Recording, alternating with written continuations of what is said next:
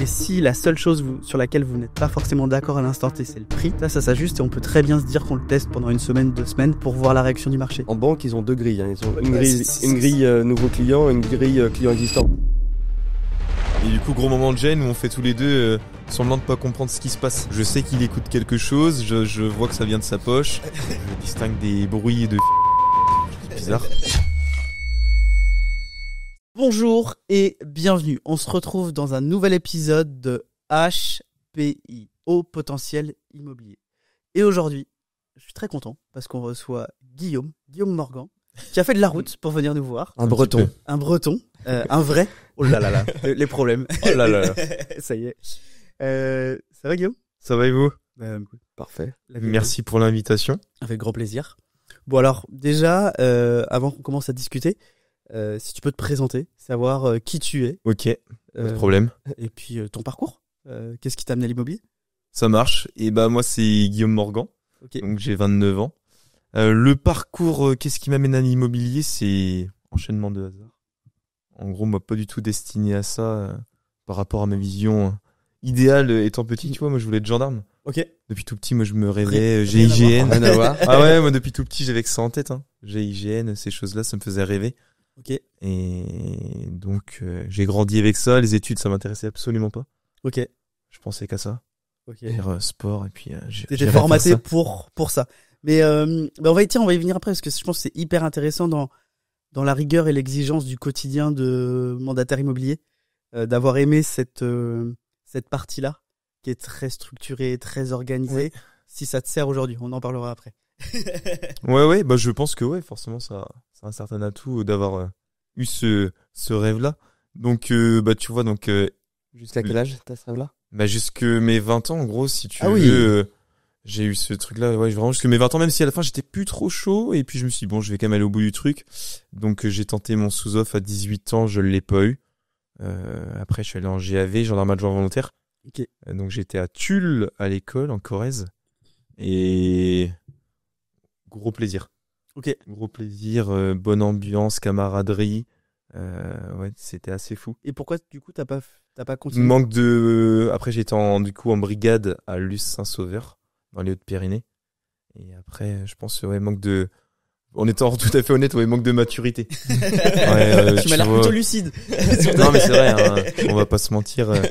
Très clairement, manque de maturité. Ok. Et ouais, par la suite, du coup, retour chez papa-maman. Ok. Après, un peu la traversée du désert. Parce que quand tu passes d'un truc qui t'anime à plus rien. Et puis à ta chambre d'adolescent. Ouais, voilà, exactement. Chambre chez les parents après, attention, hein, très bien chez les parents. Non, mais d'accord. L'environnement, la zone de connaissance était là, donc plutôt simple. Et c'est quoi ton premier pas, ta première en immobilier ? Qu'est-ce qui te... Premier pas, pur hasard. Souvent, regarder, tu vois, un petit peu Plaza, ces choses-là, mais aucun... J'aimais bien le garçon, attention, j'aime bien le personnage, mais c'est vrai que de temps en temps, ma compagne me disait, ça te donne pas envie, et absolument pas. Franchement. Donc les premiers pas dans les mots étaient vraiment... T'étais destiné. C'était destiné. Non, pas du tout. Non, c'est vraiment... Après, je m'intéressais à retrouver quelque chose... chercher quelque chose quand même d'intéressant pour en faire mon métier. Et c'est petit à petit, en fait, j'ai vu des vidéos sur la gestion de copro. Ok. On me demande pas pourquoi. Donc plus partie syndic. Ouais, partie syndic, exactement. Okay. Et effectivement, je m'étais intéressé un peu au métier de la transaction immobilière, mais j'y trouvais pas vraiment d'intérêt à l'époque. Ok. Et donc, je sais pas, les vidéos sur la gestion de copropriété syndic, ça me bottait vraiment énormément. Donc, pourquoi, je sais pas. C'est sur YouTube que t'as... Ouais, sur YouTube, okay. Exactement. En fait, moi, je suis très, très YouTube. Tu vois, hier, j'ai changé la batterie de la voiture. Tuto YouTube. C'est devenu... YouTube, j'adore. Je partage parce que c'est devenu vraiment mon moteur de recherche. C'est-à-dire que si je cherche un truc à faire, c'est YouTube. Ah ouais, Google. C'est hyper... Enfin, t'as tout, en fait. C'est une base de données inépuisable. Complètement. Il y a pas mieux, je trouve, aujourd'hui. C'est la télé de... Ouais, exactement. Moi, je regarde quasiment plus la télé, sauf les matchs de foot, on va dire.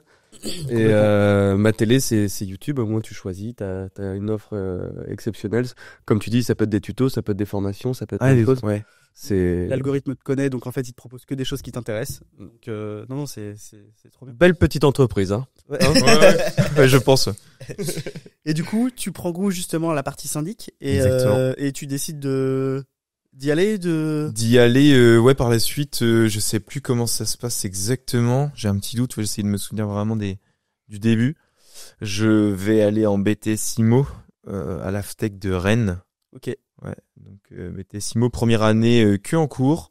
Seconde année, ça va être ensuite en alternance. Je fais mes stages chez Eric Heurtaud à Saint-Brieuc. Donc 30 ans d'immobilier derrière lui. Et dans ta classe, tu dois t'en seul en syndic, non? Oula, on n'est pas nombreux.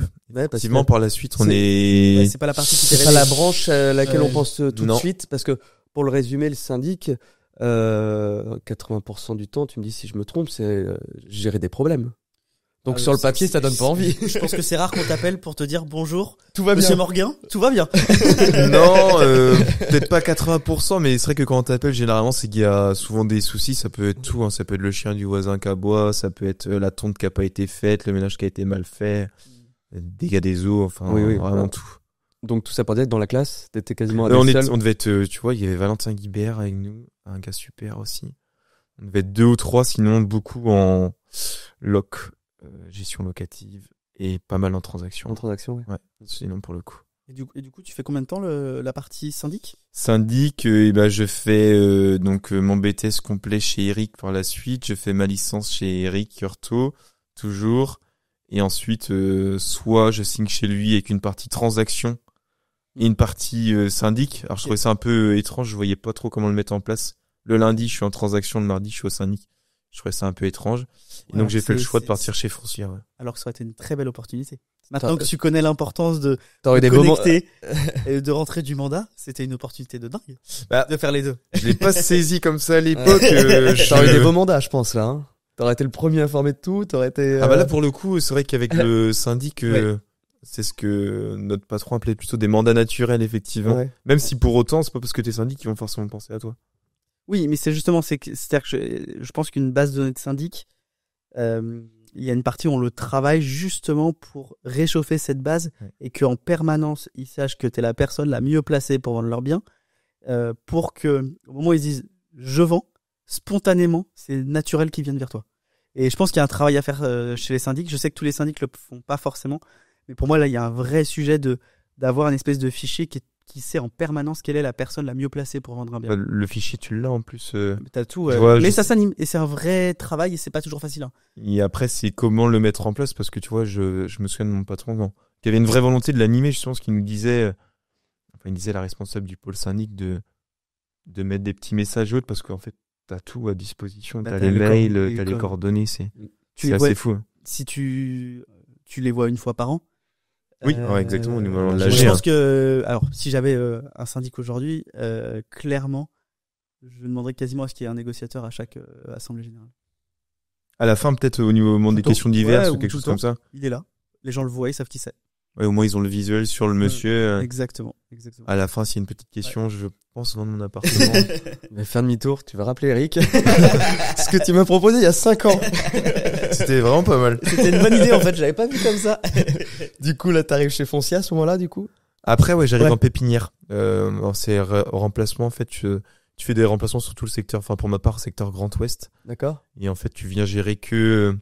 T'es joker. Ouais, exactement. Okay. T'es le pompier, en fait, c'est ce qu'ils te disent, hein, très clairement, tu vas faire le pompier. Et après, j'ai vécu de très bons moments à Lorient, formation. Donc là, t'es toujours en syndic? Ouais, toujours en syndic, toujours exactement. En syndic. Okay. Syndic chez eux, j'ai hésité avec plusieurs boutiques et ce qui m'a plu là-dedans, c'est que c'était assez sympa quand même. On me proposait en plus des indemnités qui étaient assez conséquentes, enfin que je jugeais comme étant assez conséquentes à la journée. Ah oui, parce que là, comme t'étais le pompier, ils te donnaient, je veux dire une bêtise, 300 € par jour, ou t'étais en... Ouais, t'avais des indemnités journalières. T'étais en forfaitaire, voilà. Exactement. Okay, dès que t'étais à un certain nombre de kilomètres de chez toi, t'étais indemnisé. Ok. C'était les ICA en fait. Parce que tu dois prendre un logement, enfin ces choses-là, tu fais la route. Et non, hyper intéressant. J'ai rencontré des bonnes personnes sur Lorient. Gros plaisir à Lorient. Après, j'ai fait Vannes, Brest. Et Brest, t'arrives sur un pôle qui est un peu plus submergé. Et pour le coup, c'était complexe. Ouais. Là-bas, tu pouvais qu'abdiquer, on va dire. Pour le coup, c'était compliqué. Il n'y avait pas beaucoup de solutions. C'était assez complexe. T'arrives face à un peu un raz-de-marée. Tu te sentais submergé tellement il y avait pas mal de monde en arrêt. Les gens dans le bureau où je suis arrivé, je me souviens très bien que les gens, le monsieur à ma droite partait, elle partait. et l'autre restait, mais c'était assez compliqué. Pas dynamique. Mais des gens super, hein, franchement, le bureau super, même le directeur copro là-bas, quelqu'un de très très bien, très impliqué, ouais, qui devait faire des grosses heures pour essayer de combler tout ça, c'était assez impressionnant. Ouais. Ok. Grosse machine foncière. Et t'arrives à la négociation à quel moment? À la négociation Par la suite, en fait, je vais quitter Foncia par la suite. Je cherche, donc en attendant, je prends un petit job alimentaire. Je vais chercher à retourner dans l'IMO, petit secteur Centre-Bretagne par chez moi, peu d'agences, donc peu de possibilités. Je vais prospecter sur Pontivy des agences, des notaires, l'Oudéac pareil, les petits coins aux alentours et je vais rencontrer un mandataire immobilier qui vend la maison des parents d'un copain. Ok. Exactement, en fait, c'est juste ça. J'entends dire qu'il cherche du monde. Ok. Pourquoi pas le rencontrer? La rencontre se fait et là je suis agréablement surpris. Ok. Et donc c'est chez IAD? Ouais, exactement. Okay. Et donc il y a combien de temps? J'ai fait la rencontre en janvier 2022. Ok, donc il y a 3 ans. Ouais, il y a 3 ans, exactement. Ok. Et donc du coup tu n'as continué la négociation immobilière que par le réseau de mandataires? Non, chez Eric aussi, en fait, il y avait Gaël Conan. T'en faisais un petit peu quand même? Non, en fait, j'étais vraiment... T'observais. En fait, j'avais des journées aussi de présence. Donc, on était au bureau syndic. Ensuite, j'avais une journée de présence à l'accueil aussi en plus. Et après, j'avais tout le temps le négo, Gaël, avec qui j'entendais très bien. Donc, il me parlait de ses dossiers. Et puis, j'ai pu faire un peu de prospection pour lui lors de mes premiers stages avant d'être chez eux, en alternance. Donc là, je voyais un petit peu. Et puis, Gaël, quelqu'un de très performant. Donc qui avait envie de t'apprendre plein de choses. Il t'expliquait plein de choses. J'ai appris beaucoup à ses côtés. Ok. Qu'est-ce que aujourd'hui là, toi, donc t'es mandataire depuis 3 ans. Ouais. Qu'est-ce qui te plaît, qu'est-ce qui t'anime dans ce métier? Qu'est-ce qui va m'animer? Ça va être déjà de gérer mon agenda, ce que j'apprécie quand même. Tu travailles pour toi, c'est quand même intéressant. La liberté. Ouais, exactement. Même si t'as forcément des contraintes parce que ton patron, rendez-vous. En fait, ton patron, c'est ton client. Ouais, exactement. C'est ça, en fait. Moi, je le vois comme ça. Souvent, on me dit, oh, t'as pas de patron. Je dis souvent à mes amis, si, en fait, mon patron, c'est mon client. Si. Ouais, on est d'accord. Je lui dois certaines choses. Je lui dois de faire les visites. Je lui dois de lui faire ses comptes rendus et de l'accompagner au mieux, quoi. D'être disponible et réactif. Ouais. Globalement. Ouais, c'est ça. Et de bien le résumer comme ça. Et du coup, tu t'es constitué une équipe ou pas? Constituer une équipe, j'ai une personne qui, au bout d'1 an, a décidé de nous rejoindre en fait par mon intermédiaire. Et ensuite là, si tu veux, j'ai la personne avec qui j'étais rentré qui est repartie, donc a vendu son équipe et finalement qui par la force des choses ou autres nous a proposé l'occasion en interne. Donc j'ai pu reprendre notre équipe. J'ai pu reprendre 6 personnes supplémentaires en octobre 2024. D'accord. Donc là, ça veut dire que tu as une équipe de 7? 7, ouais, au total. Ok. Donc tu es devenu manager. En fait, tu étais conseiller, oui. Manager, et par conséquent, tu t'es quasi patron, parce que tu es clairement ton propre patron quand tu es mandataire. Donc tu as dû prendre des nouvelles casquettes au fur et à mesure. Ouais, c'est compliqué au début. Ouais, c'est un peu un grand chamboulement. C'était quoi le plus dur pour toi quand tu as dû manager? De savoir t'adapter à chaque personne, parce qu'on est tous différents forcément. Et c'est vraiment pas évident quand tu vas t'adresser à quelqu'un de plus de 50 ans. Un homme, une femme. Ouais, exactement. C'est un introverti, un extraverti. Exactement. Des gens qui vont partager leurs émotions assez facilement et autres. Et puis, je pense qu'il faut accepter que l'être humain est quelque chose de mouvant. Et la personne que des fois tu rencontres à l'instant T, 1 mois et demi, 2 mois après, elle a un événement dans sa vie. En fait, c'est pas forcément la même approche. Et c'est presque plus la même personne. Donc, mais d'ailleurs, je crois que c'est pour ça que c'est aussi passionnant, l'être humain. Non, puis en plus, tu manages des gens qui sont pas salariés, en fait. Ah oui, tout à fait. Donc là, c'est encore différent d'un manager dans une entreprise où le manager, des fois, va pouvoir soit augmenter ou soit se séparer d'une personne. Donc forcément, c'est, je vais pas dire plus facile, mais en tout cas différent de pouvoir le manager. Là, t'es plus un coach, un leader et essayer de les emmener vers. C'est un accompagnement. Ouais, plus un accompagnement que du management pur. Alors peut-être que t'en as qui sont demandeurs justement d'un management et de tes conseils au quotidien, mais c'est là en plus c'est particulier dans des réseaux comme ça. Le management, c'est pas le management qu'on peut connaître en entreprise je pense traditionnelle. Que je pense que ça n'a rien à voir en plus, même si ça reste de l'humain et voilà, comme tu disais, c'est la complexité. C'est un rôle de leader qui doit emmener tout le monde par son par son inertie, par ses compétences, par son charisme, plus qu'un manager classique qu'on peut connaître dans une boîte. Ouais, le but c'est vraiment d'accompagner. C'est vrai que là-dessus j'apprends plein de choses, même sur moi, parce que c'est totalement différent de ce que je connais. Et c'est perturbant au début quand tu plonges dans le grand bain. Ok. Au début je me suis dit, bon, pourquoi pas. Allez, on y va. J'ai envie de tester en fait. Ouais, trop bien. J'ai envie d'essayer. Comme là ce matin, je me suis dit, bon, j'ai envie de venir ici. Je suis jamais prêté au jeu de la caméra, mais pourquoi pas. Pour l'instant, ça va très bien. Ouais, non, mais c'est pour ça. C'est juste envie de découvrir. Et puis, si ça se passe bien, tant mieux. Si ça se passe un peu moins bien, tant pis, j'aurai appris au minimum. Trop bien. Qu'est-ce que tu préfères aujourd'hui dans ton quotidien? C'est performer toi ou faire performer les autres, pardon? Les deux. Okay. Après, si je performe moi, et que ça peut aussi encourager l'équipe, parce que forcément, on a tous des moments un peu, ça peut être un peu plus dur par moment. Si t'arrives à performer et que ça peut entraîner aussi ton équipe, s'il en est capable, j'en suis tout à fait capable. Okay. Pourquoi pas? Et après, si l'équipe performe, c'est top en fait. Okay. Si l'équipe elle peut performer et qu'ils sont tous bien, et après. Et sur les 7 que tu as aujourd'hui, ils performent tous ou? On a eu des petits pépins de santé dans l'équipe pour certains, donc tu vois, on a un long arrêt là pour le coup. Okay. Donc on a eu des petits pépins pour certains avec des opérations, donc ça a été assez complexe le début, très complexe. Ok. Donc t'as appris à vitesse grand V là. J'ai appris beaucoup sur moi surtout, je pense, sur ce début, ouais. Comment gérer les choses. Ok. Et aujourd'hui, toi dans ton quotidien, est-ce que tu as identifié, est-ce que tu sais pourquoi tes clients te font confiance à toi plutôt qu'à quelqu'un d'autre? Qu'est-ce qui fait ton avantage par rapport aux autres, c'est quoi? Par rapport aux autres, je sais pas si vraiment je le vois pas forcément comme ça. En gros, moi, je vais me donner à 100%.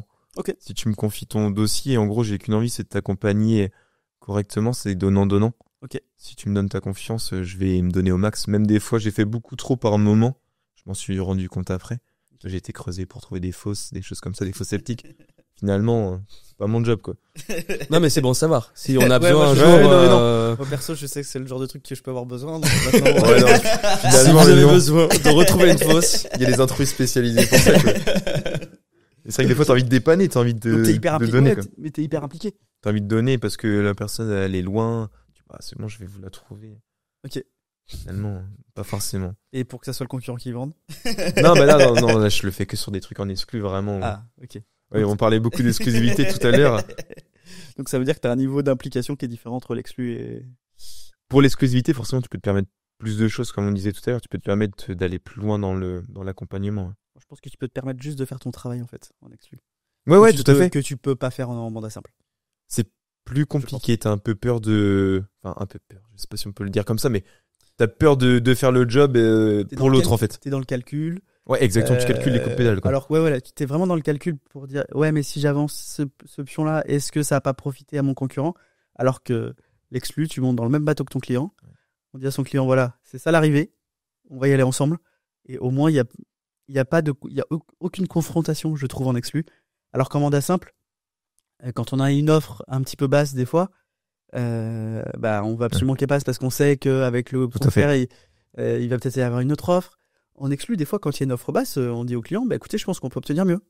Oui. Est-ce qu'on a vraiment, on peut avoir cette transparence de discours en mandat simple? Pas toujours. Non, plus compliqué. Voilà. C'est vraiment parce qu'on pense aussi à soi, malheureusement. Bah oui, non. J'ai beau retourner le problème dans ma tête dans tous les sens, je vois aucun avantage au mandat simple.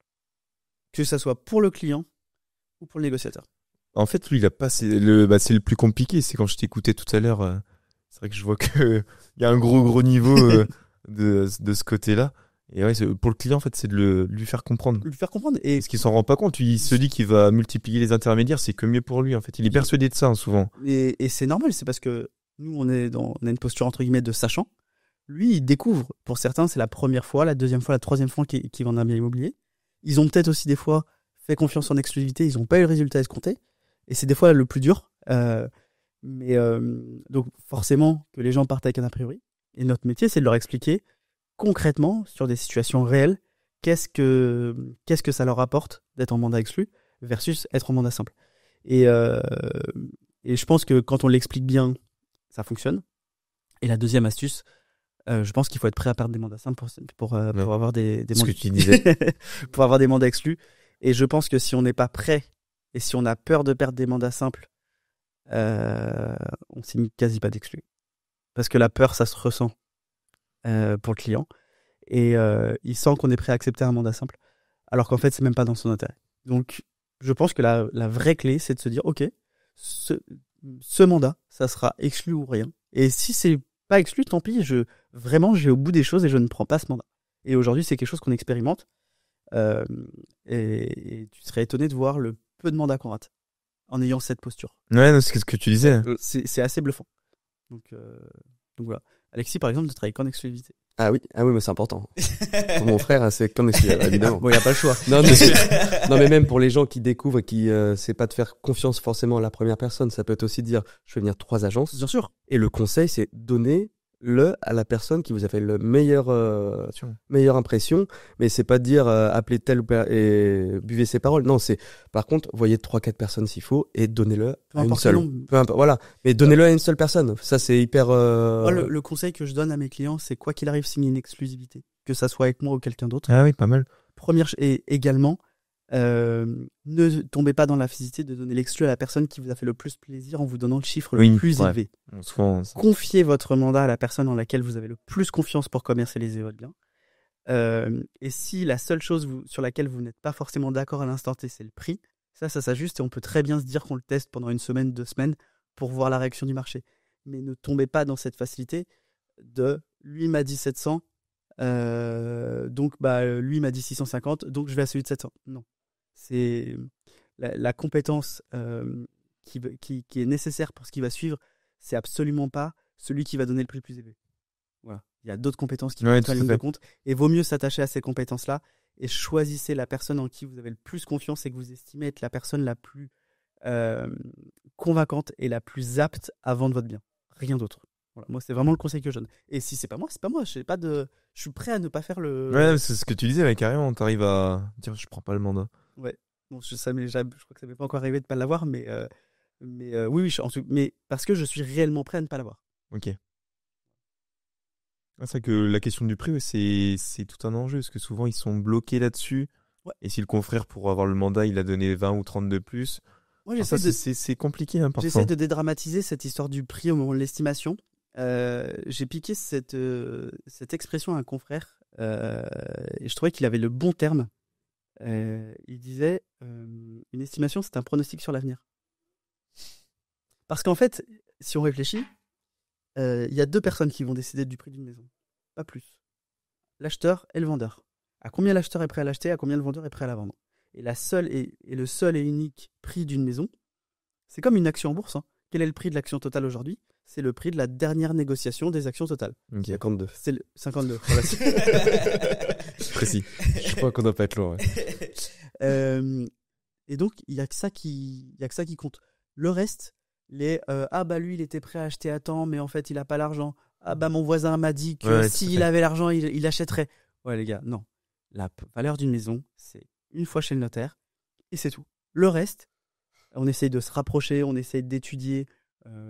Aujourd'hui, une estimation, je mets à peu près entre 2 et 3 heures pour vraiment faire une analyse sur ce qui s'est vendu, ce qu'il y a à vendre, comment on va positionner ce bien sur le marché, quel est le bien en concurrence avec cette maison à l'instant T, comment on va se différencier, etc. Mais, donc, ça prend du temps, mais la réalité, c'est que la vérité, ça sera chez le notaire. Ouais, c'est le marché. C'est le marché qui décide. Mais de toute façon, plus j'avance en âge et plus, pour moi, c'est le marché qui décide pour tout. Ouais, mais c'est ce que je leur dis. Je leur dis qu'on va se confronter à la réalité qu'est le marché. Parce que des fois, ils veulent un prix un peu fou. Tu dis, bon, de toute façon, on va bien voir ce que nous dit le marché une fois qu'on y est. Ok. Très bon réflexe. Je pense que c'est à force d'écouter vos vidéos. Non, mais j'aime beaucoup cette. Et alors, je suis pas trop. J'en parle pas trop de ça parce que c'est vraiment quelque chose que je garde pour les équipes. Mais je pense que c'est la meilleure posture à avoir. C'est-à-dire la posture de je suis le messager du marché. Non, mais de ce que tu disais, il y a une préparation intense pour les premiers rendez-vous.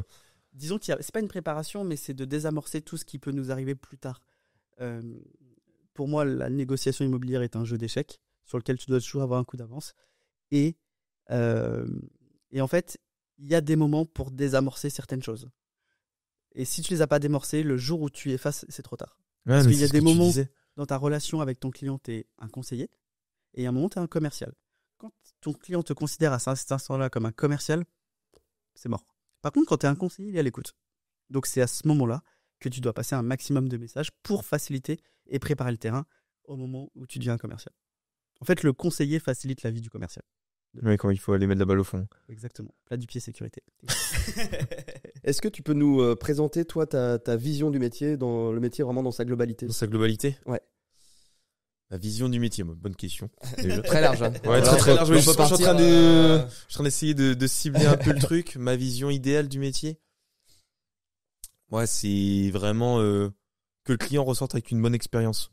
Que ce soit l'acheteur et le vendeur, quoi. Qu'il ait tous les deux le sentiment d'avoir été accompagnés au mieux. Quoi. D'accord. Avec une bonne commercialisation, avancer étape par étape et qu'ils comprennent chaque étape, en fait. Parce que souvent, si pour l'acquéreur, quand c'est son premier achat, c'est un peu le grand flou, ils se rendent pas trop compte, c'est pas où il en est. Faut les aider, faut les accompagner, faut les rassurer. Ouais. Il faut pas laisser plus de 2 jours ou 3 jours sans les avoir au téléphone, surtout en période entre l'offre d'achat et la signature de la promesse de vente. Parce qu'en fait, on oublie même nous quand on achète un bien immobilier qu'on dort pas forcément bien après avoir fait une offre acceptée. On dort pas très bien, donc quelqu'un, et pourtant on en fait quand même quelques-unes, donc évidemment que quelqu'un qui le fait pour la première fois, c'est dur, et tu as raison, c'est important de prendre cette dimension émotionnelle et de la considérer, parce que je pense que c'est comme ça qu'on peut bien les accompagner, c'est en comprenant moi j'appelle ça les montagnes russes émotionnelles à l'intérieur, où c'est le gros bordel, et en fait quand on commence à pas être bien, les gens fuient, et donc nous, notre rôle, c'est de les rassurer en permanence, de répondre à leurs questions s'ils ont des questions. Et il y a un truc que tu disais qui est hyper intéressant, et s'il y a des gens qui font pas d'immobilier ici, on se rend pas compte à quel point c'est une performance sur un seul et même dossier d'avoir une satisfaction par son acheteur et son vendeur qui de base n'avaient pas les mêmes intérêts. C'est-à-dire qu'on a un vendeur qui était là pour vendre le plus cher possible, un acheteur pour acheter le moins cher possible, et on arrive à ce que les deux, nous en étant intermédiaires, les deux soient satisfaits. C'est une vraie performance. Les deux puissent se rencontrer sur le prix. Hein. Exactement. Et qu'ils s'entendent. Moi, je dis toujours, on a une zone d'acceptation entre le vendeur et l'acheteur. Notre seul rôle, nous, entre les deux, c'est de dire, est-ce que je suis capable de faire superposer cette zone ou pas? Oui, c'est bien imagé. Merci. Non, puis après, s'ils s'entendent sur le prix, ils s'engueuleront sur les meubles. C'est l'avantage. Ah, parfois le mobilier, ça peut être sujet de controverse, ça peut être compliqué. Mais c'est intéressant ça comme sujet. On peut en parler sur. Est-ce que tu fais rencontrer acheteurs? Alors, est-ce que déjà pour les visites, est-ce que tes vendeurs sont présents? Non, je veux pas qu'ils soient présents. Ok, tu leur interdis. Je leur soumets gentiment le fait que le mieux c'est qu'ils soient pas présents. Effectivement. À partir de maintenant, tu leur interdiras. Ouais, peut-être plus ferme. C'est non négociable. Non, mais c'est vrai que sinon la visite elle est non qualitative, c'est ce que je leur explique tout le temps. Il y a pas d'utilité. Ils vont fuir, ils vont avoir l'impression de gêner. Je te donnerai off la petite technique pour que ça marche à tous les coups. D'accord. Non, jusqu'à présent ils sont quand même à l'écoute quand tu leur présentes ça, même si des fois ils sont pas contents. Ouais, mais tu les mets dehors quand même. Ouais, mais après il faut qu'ils s'habituent. Hein. Non, mais dans 6 mois, ça sera vendu, donc faut qu'ils s'habituent à dans la maison. Hein. 6 mois, s'il est pas rapide, normalement, c'est 3 mois. C'est plus leur maison. Ok, et est-ce que tu fais rencontrer tes acheteurs et tes vendeurs? À la fin, j'aime bien quand même qu'ils puissent se rencontrer, surtout quand il y a des questions de mobilier, par exemple, comme tu le disais, qu'ils s'entendent sur ça. Ouais, alors, et à quel moment? Je laisse l'offre être acceptée avant. Ok, donc entre ton offre acceptée et ta promesse de vente, en général? Souvent ou par la suite, alors ça dépend vraiment si c'est une résidence secondaire ou pas, ça dépend vraiment un peu du cas. Admettons, les deux sont sur le secteur, est-ce que tu les fais rencontrer? Et bah là, dernièrement, on s'est rencontrés juste au moment de la promesse de vente, puis on a pu rediscuter de certaines choses. Après coup là. Après le notaire, ouais, donc ok. Ok. Moi, ce que j'aime bien faire, c'est on négocie. Oui. Des fois, c'est un peu crispé, voilà, bon bref. Ensuite, alors je maintiens toujours, j'essaie toujours que l'acheteur et le vendeur aient une bonne image de l'un et de l'autre. C'est-à-dire que s'il y en a un qui doit prendre des coups, c'est moi qui vais les prendre. Je suis un peu là pour ça, tu vois. D'accord, ok. Parce que je veux pas qu'il y ait une mauvaise relation entre les deux, parce que je pense que être sûr qu'une négociation et une vente aillent au bout des choses, c'est s'assurer qu'il y a un bon climat, que le client acheteur soit rassuré sur le bien qu'il achète, mais aussi sur les vendeurs. Parce que la qualité du bien qu'il achète, c'est aussi la confiance qu'il a en ses vendeurs. Et donc visite hors de question qu'il soit là. Ça, c'est non discutable, non négociable. Sinon, je fais pas la visite. Hors de question. Ah oui, d'accord, ouais. Okay. Ah non, non, ça sert, en fait, autant aller à la plage. Ça sert à rien.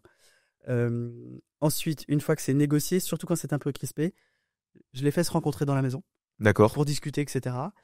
Et j'exclus toujours la négociation des meubles avant la signature de la promesse. Pourquoi ? Parce qu'en fait, c'est encore... s'il y a un buffet, que le client-vendeur pense qu'il vaut 1000 balles, et que l'acheteur arrive en disant bah ça, je vous en donne 50, on peut niquer une vente pour ça.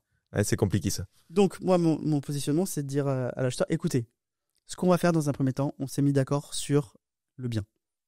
On va pas... Peut-être que et je lui explique ce que je viens de te dire, je leur explique. Je dis, ça sert à rien qu'on ait crispé les relations. Donc, ce qu'on va faire, on va signer la promesse de vente. Oui. On va attendre le délai de rétractation.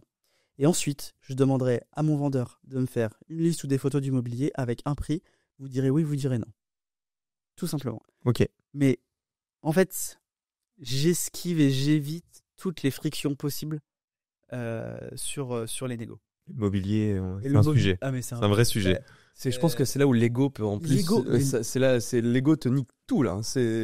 Donc en fait, ils se rendent même pas compte du prix en fait. J'ai l'impression souvent. Ouais. Ils essaient de vendre comme tu disais, le buffet à des prix fous. Parfois, je leur dis quand même quand ils font des visites de maison, je dis mais le prenez pas mal, mais ça partira pas à ce prix-là. Ça va être compliqué. Mais je préfère avoir cette discussion une fois que ma promesse est signée et une fois que le délai est passé. T'as raison. Parce qu'en fait, au moins, je suis sûr que ça vient pas fragiliser le reste.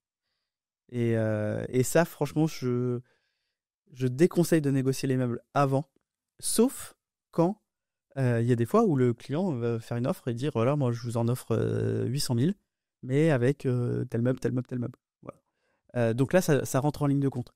Et on évite la ventilation dans le prix de vente pour ah ouais, mais attendez, vous avez mis dans le prix de vente que mon meuble il était à 500 balles alors que voilà. On évite. Oui, ça peut être un sujet aussi. On évite. Et de toute façon, là, plus ça va, plus on évite de mettre des ventilations dans les prix de vente pour réduire les frais de notaire.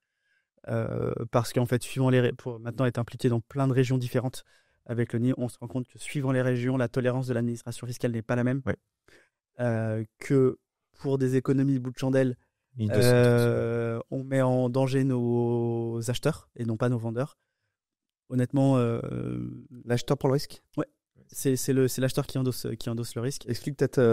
En gros, quand s'il y en a qui font pas d'immobilier ici, quand on achète un bien, admettons 500 000 euros, et qu'il y a du mobilier dans la négociation, des meubles, etc. Il fut une époque où on pouvait dire dans les 500 000 euros, le prix est ventilé comme suit, 480 pour le bien et 20 000 euros pour les meubles. Et 20 000 euros pour les 3 chaises. Voilà, on annexait. On annexait une liste de mobilier et on mettait un prix en face de chaque pièce sans avoir de justificatif. Ça, suivant les départements, suivant les régions, ça pose problème. Aujourd'hui. Alors, pour aller au bout des choses, c'est que les 20 000 euros, il n'y a pas de frais de notaire dessus. Exactement, voilà. Oui, merci. Ouais, sur le bâti. Donc là, ça permet de réduire. Il faut penser aux pauvres notaires aussi, les pauvres. Enfin, si à chaque fois on leur réduit une part comme ça, faut que tout le monde puisse vivre correctement. Oui, décemment. Donc non, ça c'est moi. Plus ça va, plus moins on le fait. Et mais même les notaires te font la réflexion. Enfin, moi je sais que moi dans les Côtes d'Armor où je suis, ça va. Hein. Toi, je te disais. Non, mais je sais que dès que j'ai dans le 56, je pense à Yann par exemple, dès que je signe à Pontivy, on me fait la remarque. Pas trop à Pontivy. C'est quand je vais au notaire. Non, sinon quand je signe avec Côtes d'Armor, grosse tolérance, même si je crois que je vais dans le 56, on me fait la réflexion. Donc en fait, attention. On est sur une zone grise. C'est à l'interprétation de l'administration fiscale. C'est ce qu'ils expliquent. J'aime pas ces trucs-là qui. Le jeu vaut plus. Non, mais en fait, dans le 35, on peut pas faire. Dans le 56, on peut faire. Dans le 44, plus ou moins. Bon, moi, je préférais qu'on nous dise. Non. Oui, il y a que ce soit clair et net. Que ça soit clair et net. S'il y a du mobilier de vendu, hop, c'est à part l'acte et puis. Oui, hors compta du notaire au final. Exactement. Donc non, mais ça, c'est un sujet et qui évolue avec le temps. Plus ça va, plus c'est compliqué de le faire. Donc, même la cuisine, je pense qu'il y en a qui essaient de le mettre. Non, alors la cuisine, il faut la facture. Et en fait, il y a une décote de 20% tous les ans. Donc au bout de 5 ans, elle est amortie, donc c'est mort. Ouais, d'accord. Donc en fait, c'est. Oui, il n'y a pas de. Mais t'as plein de vendeurs qui te. Ah, ma cuisine, vous la mettez. Mais c'est pas si simple. Hein. Oui, parce que alors, t'as raison, il y a les frais de notaire. Ouais. Mais il y a aussi, en résidence secondaire, le calcul de la plus-value. Ah, non, parce que les meubles ne rentrent pas dans le calcul de la plus-value. La cuisine, c'est cuit. Voilà, c'est pour ça aussi. Donc en fait, il y a des cas où ça arrange le vendeur, Et alors l'acheteur est toujours gagnant quoi qu'il arrive parce qu'il salue. Mais il y a des fois aussi le vendeur est intéressé pour le faire. Donc non, c'est un vrai sujet. Parce que forcément pour la plus-value, il y a un vrai enjeu. Hein. Bien sûr, complètement. Ensuite, est-ce qu'on parlerait pas un petit peu de négociation? Allez-y. Toi, vas-y. On a un maître de la négociation à ma droite. Quand on parle, ça t'évoque quoi toi la négociation? C'est quoi ta... C'est plutôt un plaisir. Ok. Ouais. À quel moment elle commence déjà? À quel moment il commence? Déjà, plus ou moins dès la prise de mandat, je veux dire, avec ton vendeur, quoi. Et après, non, c'est plutôt dès qu'il y a de la négo, c'est plutôt un moment de plaisir. Dès que t'as une offre, tu sais que ça va être plus intéressant, quoi, encore. C'est sympa, c'est des bons moments, franchement. Et surtout quand t'arrives à une offre qui est acceptée, alors bien entendu, ils vont vérifier le financement. Mais quand on arrive là, c'est de très bons moments. Surtout quand tu t'es renvoyé la balle parfois pas mal de fois, t'es content d'arriver au bout, quoi. Et tu le vois du coup un peu comme un jeu? Ouais, plutôt comme un jeu. Ok. Le but, c'est absolument de trouver un terrain d'entente. Ouais, la zone d'acceptation, quoi. Ouais, exactement ce que tu disais tout à l'heure. Moi, le but, c'est ça. J'ai que ça en tête, trouver un terrain d'entente. Ouais, c'est vrai que à chaque fois, je me dis, il existe forcément un monde où cet acheteur et ce vendeur, je vais les mettre d'accord. Ils peuvent se rencontrer. Ouais, non, mais vraiment, à un moment donné, c'est obligé. Même si on part de bas, même si... Non, on maintient la relation. Et on va au bout du truc. Et moi, j'ai l'habitude de dire qu'en négociation, notre rôle, c'est d'obtenir le maximum de la situation. C'est-à-dire que mon rôle, c'est d'obtenir le maximum du vendeur, le maximum de l'acheteur. Et leurs deux maximums, est-ce qu'ils se superposent, comme on dit. Ouais, voilà, si chacun peut faire un pas vers l'autre parfois. Exactement. Même si parfois, je pense que ça t'est déjà arrivé, ou que moi, mais il y a des fois où t'arrives pas à les faire se rencontrer pour pas grand-chose et c'est frustrant. Ouais. Et dans ce cas-là, j'estime que je suis le seul responsable. C'est-à-dire que sur des maisons à 400 000, ne pas se mettre d'accord pour 5 000 balles, j'ai raté un truc. Bon, je précise que moi, je vends pas de maison à 400 000, donc je connais pas encore cette saveur-là. mais non, c'est plus bas par chez nous. Mais sincèrement, alors peut-être que j'avais pas le recul à ces moments-là de ma vie, et je t'aurais peut-être pas dit ça, mais maintenant avec le recul, je peux te dire que les négociations que j'ai ratées pour 5 000 euros, bon, je pense qu'il n'y en a pas eu beaucoup, mais s'il y en a eu, je suis le seul et unique responsable. Clairement. Bon, je vais réinterpréter un peu. Lorsque j'ai loupé des négos, je vais essayer de me refaire le film et voir où je me suis planté. Je pense que le rôle de l'intermédiaire que nous sommes est fondamental. Et on peut avoir la bonne personne en acheteur, la bonne personne en vendeur. Si entre les deux, on fait de la merde. On casse ça va tout. être cuit. On casse tout. Donc, non, et puis je pense que la qualité numéro 1 d'un commercial, quel qu'il soit, quel que soit ce qu'ils vendent, c'est de se remettre en cause. Et quand il y a une négo qui se passe pas bien, de se dire c'est de ma faute, comment j'aurais pu mieux faire, c'est ce qui t'emmène à la progression. Et c'est ce qui t'emmène à mieux faire. On va voir ce que t'as loupé. Exactement. Si tu es dans l'excusite permanence et oui mais, la phrase interdite chez nous, oui mais là c'était différent, oui mais là le client, non. En fait, si ton premier réflexe quand ça se passe pas bien, c'est de penser que c'est pas de ta faute, ta marge de progression elle est minime. Elle est minime. Par contre, si même quand tu as tout fait bien, et ça c'est une discussion que j'avais avec Yann encore il y a 3 semaines, je dis ouais, là, ok, t'as l'air d'avoir tout fait bien, ok, mais je m'en fous. Réfléchis ce que tu aurais pu mieux faire. Parce que si même quand tu as tout fait bien, ton premier réflexe, c'est de se dire qu'est-ce que j'ai raté, mais c'est exponentiel la progression, pour moi je pense. Oui, c'est intéressant. Voilà. Tu parlais que tu étais dans un secteur qui était pas très cher au mètre carré. Oui, Centre-Bretagne. Centre-Bretagne. T'as beaucoup de financement du coup pour les projets? On a assez peu d'achats comptants. Tout à fait. Et les dossiers en ce moment, ils passent. T'as beaucoup de ventes qui vont pas au bout à cause du financement? Non, parce qu'on fait hyper gaffe avant. Déjà, moi, je suis assez, peut-être même un peu chiant là-dessus, mais ouais, je fais très attention à ça. Quand tu dis faire attention, c'est quoi concrètement? Ça va. Moi, si j'ai le courtier dans la boucle, je vais toujours appeler le courtier. Le banquier, je lui demande pas de données chiffrées, mais vu qu'on les connaît plus ou moins tous, je me permets toujours d'appeler. D'accord. Pour être sûr que, on en a intérêt commun, en fait, et ce qui suit son client. Ouais. C'est hyper compliqué, cette partie-là. Parce on est limité par la loi. Ça peut être mal interprété aussi. Ça peut être mal interprété. Il faut savoir bien le faire à quel moment. Je l'amène toujours au client. Je lui dis, sachez que moi, j'ai cette méthode-là. Je me permets toujours d'appeler votre conseiller si vous êtes d'accord. Ils ont rien à te cacher. Ils sont hyper contents que tu le fasses, en plus. Mais Celui qui te dit non, tu sais que déjà c'est un petit red flag qui arrive. J'ai jamais vu ça, sincèrement. Non, mais s'il y en a qui commencent à dire ouais non ça me gêne, bon. Non, j'ai eu quelqu'un aussi une fois qui m'a menti et il m'a dit non, pas de souci, vous pouvez appeler. Et puis j'ai compris en fait qu'il m'avait raconté des pipeaux. Je dis bon, on ira pas plus loin, c'est pas grave. Hein. Ok. Et tu essayes souvent de faire valider ton dossier par un courtier? De plus en plus. Je me rendais pas assez compte, je pense, au tout début, l'importance du courtier. Pour moi, c'est un sniper en fait. Enfin, s'il est bon, c'est un sniper. Je pense à Mathieu Gégat, Émilie. Je pense aussi à d'autres que j'ai pu rencontrer. Et eux, ouais, c'est des snipers, quoi. C'est leur métier, ils font que ça. Ouais, et c'est vrai que. Alors, c'est peut-être une croyance limitante que j'ai, mais je trouve que de confier cette partie sur la collecte des données que nous, on n'a pas trop le droit de collecter pour certaines, et d'avoir un intermédiaire et quelqu'un dont c'est le métier vraiment. En plus, nous, on a des typologies de clientèle qui sont assez spéciales. Dans la région, tu vois, on a des paludiers. Oui, d'accord. Considéré en termes de revenus, c'est quand même assez spécifique, avec un côté aléatoire. Il y en a qui font de la pêche à pied, des choses comme ça. Donc, d'avoir un courtier qui est capable de te dire, ok, de par leur profil, déjà, telle banque, on oublie. Par contre, telle banque, on va réussir à y aller. Et puis, franchement, ça nous facilite vraiment la vie. Et puis, le fait d'avoir le tampon du courtier, entre guillemets, où quand tu viens avec ton offre, tu dis, écoute, ça a été validé par le courtier. Ça n'a pas le même impact que de dire, ouais, j'ai regardé. Non, puis même l'acheteur, ça l'implique. Et là, il sent que c'est parti. Là, il est monté dans un train. Il c'est pas juste aller se balader un samedi après-midi. Je lui disais des trucs. Là, il monte dans le train. Il y a un moment, c'est soit il va dans le projet, soit il y va pas. Mais au moins, il se rend compte que tout le monde bosse pour lui. Et si c'était juste pour se balader, bon, bah, c'est. Non, il le comprend bien. Et après, avec la banque, tu demandes aussi ton accord de principe qui va bien. Mais c'est vrai que le courtier, moi, c'est ce que j'adore, en fait, quand j'ai Mathieu au téléphone ou d'autres. Que je sais que quand ils me disent oui, je sais que je vais au bout.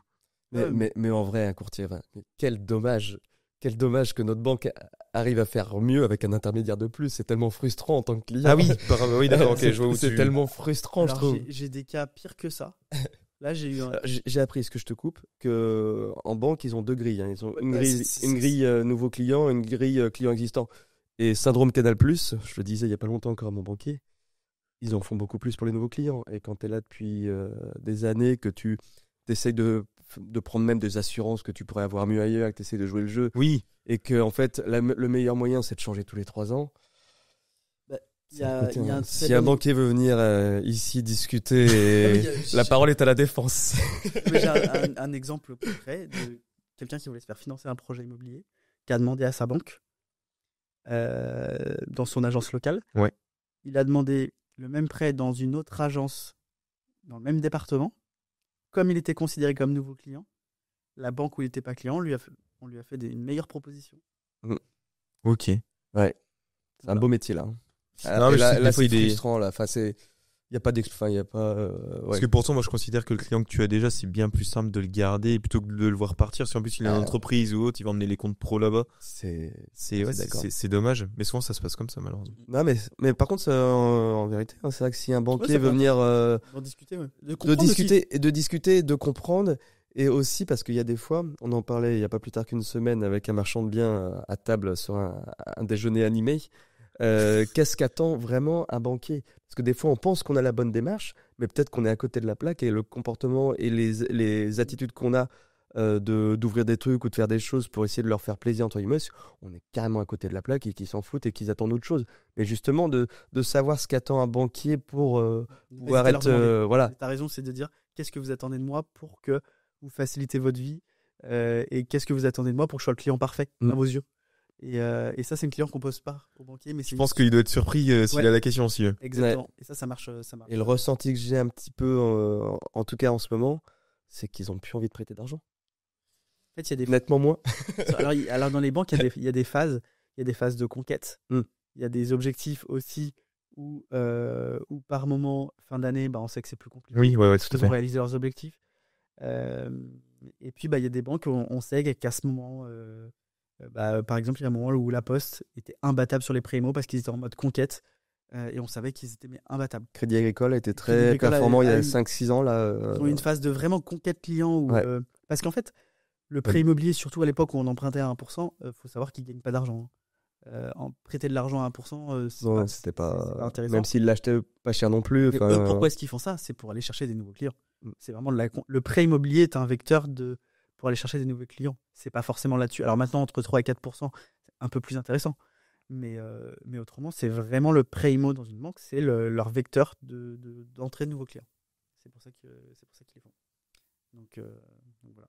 Ouais, je pense qu'il serait intéressant que vous ayez un banquier pour vraiment. En tout cas, l'invitation est lancée. L'invitation est lancée. Même si peut-être qu'il pourra pas trop en dire, mais ouais, je pense alors que c'est hyper intéressant. Alors un ancien banquier qui pourra en dire peut-être plus, peut-être que là il pourra aller un peu plus loin. Partager aussi. Peut-être qu'on n'a pas la vision de toi. Non, mais là, je pense. Moi, je suis prêt à changer d'avis sur pas mal de choses. Ouais, t'as vraiment des questions à soumettre quand même. Bon, on sait que ce métier est assez spécial par moment, assez particulier. Oui. On a des petites anecdotes.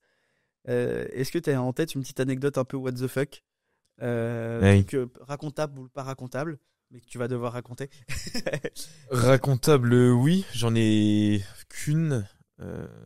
Après j'ai des petites anecdotes, mais c'est plutôt des moments de malaise ou des petites choses comme ça. Le petit papy qui t'accueille, une bouteille de vin, ces choses-là, à 15h pour boire un coup avec lui. C'est plutôt rigolo, tu vois, c'est plutôt sympa. C'est plutôt bon enfant, ouais, exactement. Non, la seule petite anecdote rigolote, ça va être de la prospection dans un petit village par chez moi. Porte à porte classique. Je rencontre quelqu'un que je connais. Et de là, petit moment de gêne. Je distingue des bruits de films d'adultes. C'est bizarre. Et du coup, gros moment de gêne où on fait tous les deux semblant de pas comprendre ce qui se passe. Je sais qu'il écoute quelque chose, je vois que ça vient de sa poche.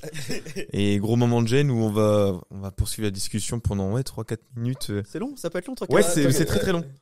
C'est très très long et moi je fais comme si tout ça allait bien, j'entends rien, pas de souci. Et je pars en sachant ce que j'ai entendu. Je fais, wow. Seul petit moment, la seule petite anecdote. Si on a eu j'y pensais pas, mais oui, on a eu un spécimen aussi en avis de valeur, ouais. On a quelqu'un avec très corpulent. Non, très spécial, on va dire. Et puis en fait, j'ai pas remarqué. C'est après en sortant, ma collègue elle m'a dit, t'as vu les pots de bœufs partout? En fait, non, j'ai tellement eu peur de lui que j'ai pas j'ai rien regardé. T'es un narcotrafiquant de non, c'était juste quelqu'un de très particulier qui avait des grandes envolées. Un sujet un peu compliqué, un couple qui voilà, chacun fait son chemin de son côté. Donc un petit peu, et puis par moment il avait des grandes phases de colère. Je me suis dit, putain, on va se faire abattre, c'est pas possible. Non, c'était assez flippant. Et puis c'est vrai qu'elle m'a dit, mais t'as vu partout les pièges? Ah non, j'ai rien vu du tout. Ah non, j'étais focus sur mon mandat. Ah non, je regardais les portes de sortie. Je me disais, si ça se passe mal, faut qu'on parte. Courage, flion. Je peux escalader là. non, ça, on était pas loin de chez nous, mais je me suis dit, oh là, c'était, la petite anecdote, là, c'était côté flip, et puis côté, moi, j'ai pas vu, mais des pots un peu partout, semble-t-il. Ok. Son fils, c'est pareil, il était dans le bureau, je l'ai pas vu tellement j'étais omnibulé par. Faut faire attention, il est un peu spécial. Ah ouais, là, c'est la première fois que j'ai eu peur, je crois. J'avais jamais eu peur sinon aller chez les clients. Bon, très bien. Dernier petite partie. QCM. Ok. Question courte, réponse courte. Pas de souci. Alexis va t'assaillir de questions. Allons-y. Bon, t'es plutôt mandat simple ou exclu? Exclu. Thé ou café? Café. Pige ou porte-à-porte? Porte-à-porte. Tu nous l'as dit dans la petite histoire. Ah oui, ouais, tout à fait. Moi, je préfère le porte-à-porte, personnellement. Acheteur ou vendeur? Compliqué. Acheteur. TikTok ou Insta? Insta. T'es plutôt du soir ou du matin? Soir. Costume ou jean basket? J'aime bien être apprêté en rendez-vous, mais sinon, jean basket pour la vie de tous les jours. Avec tes clients, t'es plutôt tutoiement ou vouvoiement? Vouvoiement. Doudoune sans manche ou petit pull sur les épaules? Doudoune sans manche plutôt. T'es sûr? Ouais, je pense. J'ai vu des photos de toi. Non, j'ai bien vu. Ah ouais, je suis pas sûr. Tu mets le doute en plus. Pain au chocolat ou chocolatine? Pain au chocolat. Ah, merci. Et le mot que tu détestes le plus dans l'IMO? Ouais, la colle. Le mot que je déteste le plus dans l'IMO,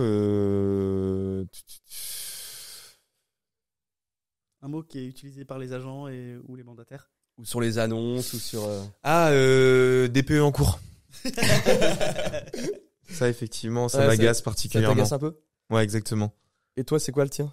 T'as pas voulu le dire au premier épisode. Je le garde. Tu le gardes encore, toi? Ah, il le dit jamais. Non, bah non, ouais, monsieur est mystérieux. D'accord. Au 10e épisode. Au 10e épisode. Bon, ça va pas tarder. Ça arrive bientôt. Bah écoute, merci à toi. Comment est-ce qu'on fait déjà pour te retrouver? c'est- Ah, excuse-moi. Oui. Comment est-ce qu'on fait pour me retrouver? Bah, Pour ça te va être, contacter, te retrouver, ça va être sur Internet, simplement Google, Guillaume Morgan avec un D. Ok. Souvent on oublie le D à la fin de Morgan.